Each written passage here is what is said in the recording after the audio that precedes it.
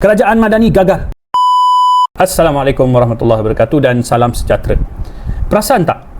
Dari awal lagi Kerajaan Madani tak nak rakyat berbahas dan berbincang tentang perjanjian AD 2025. Ketika Menteri MITI membentangkan perjanjian ini dalam Dewan Parlimen, semua wakil rakyat, semua ahli parlimen tidak dibenarkan untuk bahaskan perjanjian ini. Speaker sampai naik angin, tak benarkan siapa pun bangun ataupun mencelah bertanyakan soalan.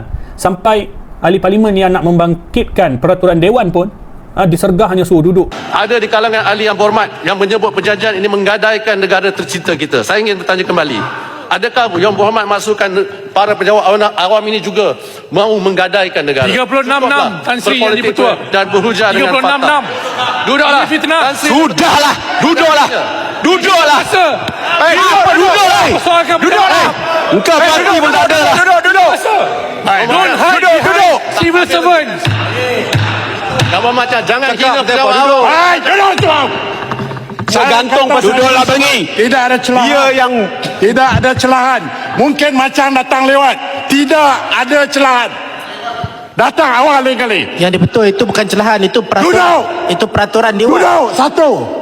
Sedangkan itu adalah hak ahli parlimen untuk bangun, dan sepatutnya ahli parlimen yang mewakili rakyat di seluruh 222 parlimen dalam negara kita, mereka adalah orang yang terbaik untuk menyoal dan bertanya kepada kerajaan tentang perjanjian ini. Tetapi Kerajaan Madani seolah-olah takut nak benarkan perkara ini berlaku. Kemudian bila wakil daripada Perikatan Nasional bangun dan minta speaker beri ruang khas untuk bertanyakan soalan tentang perjanjian ini, speaker janji, dia kata waktu menteri gulung belanjawan nanti boleh tanya kepada menteri. Besok akan ada.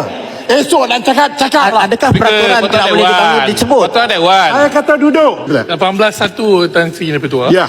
Ya, selari dan senada dengan Putrajaya, saya dah hantar usul semalam dan saya harap kalau Tan Sri boleh bagi persidangan khas esok, Menteri MITI bagilah seluas-luas masa supaya kami boleh grill dia sampai kami puas hati. Setuju semua? Rakyat nak tahu. Rakyat nak tahu jawapan terperinci setiap butiran perkataan koma dan istilah shawl itu sendiri. Kita nak tahu. Jadi perlu Tan Sri rakyat Okey. Okey, Permintaan itu bukan ditujukan kepada menteri. Permintaan itu ditujukan kepada saya. Bolehkah yang berhormat speaker mempertimbangkan? That should be the ayat. Ya. Tan Sri dipertua, bolehkah Tan Sri mempertimbangkan usul saya? That's good, Sultan. Terima kasih, Tan Sultan Sri. yang baik. Okey. Jangan tuju pada menteri. Ya, hormat. Alih-alih rupanya menteri pun tak datang dalam untuk menggulung. Dihantarnya timbalan menteri. Apabila diasak, akhirnya termengaku bahawa kerajaan menandatangani perjanjian ini secara terpaksa. Ini timbalan menteri sendiri yang jawab. Macam tu juga Menteri Kewangan.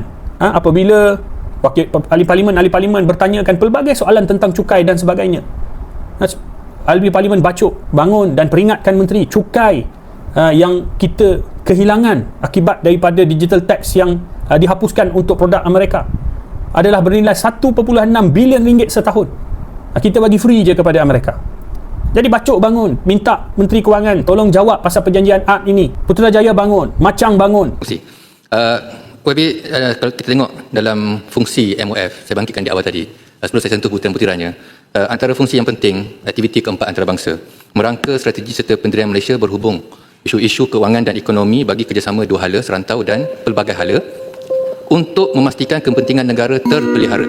Jadi atas sebab itulah Bacok, Putrajaya, Macang bangkitkan dan kami sentuh butiran-butiran berkenaan dengan cukai. Saya secara spesifik, Bacok bangkitkan butiran 020200 cukai, 020500 kastam diraja tentang implikasi perjanjian AD tersebut terhadap kutipan cukai, pengecualian SST kepada produk Amerika, pengecualian cukai digital kepada produk Amerika, termasuk juga strategi pelaburan GLC. Jadi minta respon Yang Berhormat Menteri, kalau tak sempat pun secara bertulis untuk kami ada rekod dan rujukan untuk masa yang akan datang. Terima kasih Datuk Pengerusi. Yang Berhormat Rau membangkitkan mengenai butiran pengambil alihan Lita Antarabangsa Sepang.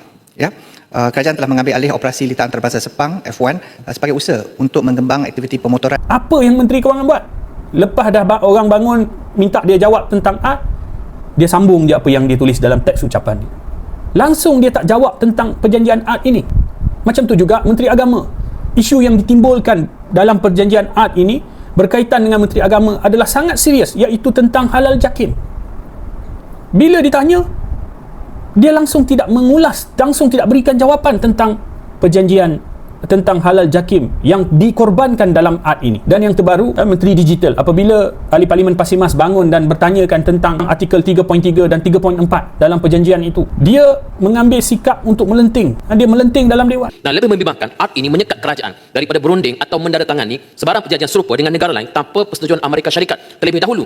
Agak sedikit kontradik dengan apa yang Menteri sebut tentang perundingan dengan negara-negara lain. Terima kasih Yang Berhormat Pasir Mas. Pasir Mas, saya minta Pasir Mas baca baik-baik. Ya, baca baik-baik artikel-artikel yang berkaitan itu. Persetujuan itu lain, konsult itu lain.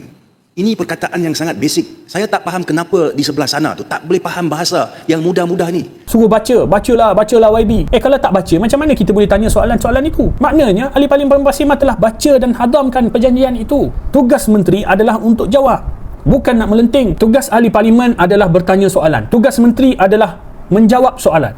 Kalau Ahli Parlimen tak tanya soalan, mereka gagal. Kalau menteri tak jawab soalan, menteri gagal. Dan hari ini saya lihat trend kerajaan madani tak nak jawab, tak nak ulas, tak nak address apa pun yang ada dalam pertikaian yang timbul dalam perjanjian art ini. Sebab apa? Kenapa takut nak ulas? Kenapa tak nak rakyat bercakap tentang art ini? Takkanlah perjanjian yang sebesar ini yang menggugat kedaulatan negara, yang menyebabkan negara dijajah kembali dari sudut perdagangan dan ekonomi. Takkanlah perkara sebesar ni kita tak bahas. Rakyat berhak untuk tahu. Rakyat ada banyak persoalan yang perlu dijawab oleh kerajaan. Simple je. Tak nak jawab, jangan jadi menteri. Resign. Terus terang saya sebut, kerajaan madani ni gagal. Kerajaan madani gagal. PMX gagal. Shame on you PMX. Shame on you kerajaan madani. Assalamualaikum warahmatullahi wabarakatuh.